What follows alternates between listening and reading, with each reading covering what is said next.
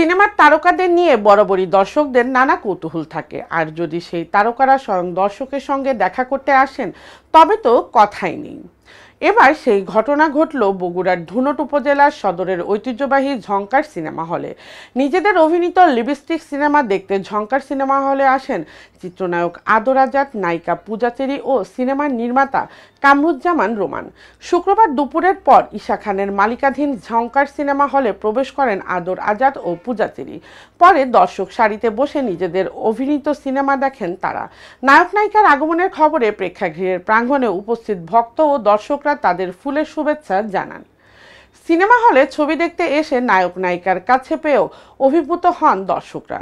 প্রিয় নায়ক নায়িকার সঙ্গে ছবি ও সেলফি তুলতে ভিড় করেন তারা।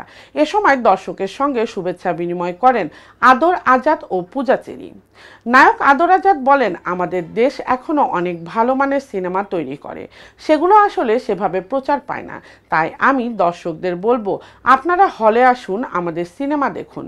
তবে আরও অনেক ভালো ভালো সিনেমা তৈরি হবে এবং অতীতের সেই সব সোনালি দিন আবারও ফিরে আসবে। লিপস্টিক সিনেমায় দর্শকদের সাড়া পেয়ে ভীষণ আনন্দিত আমি। দর্শক এটি পছন্দ করেছেন, পরিবারের সবাইকে নিয়ে হলে আসছেন দেখতে।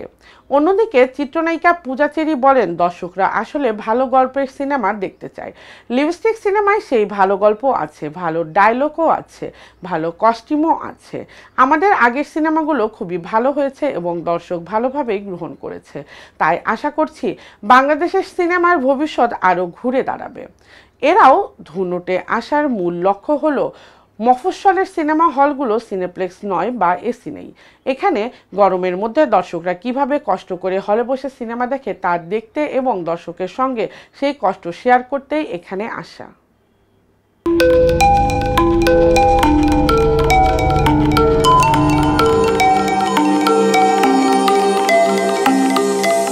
টেন টিভি, দেশ ও দশের কথা বলে।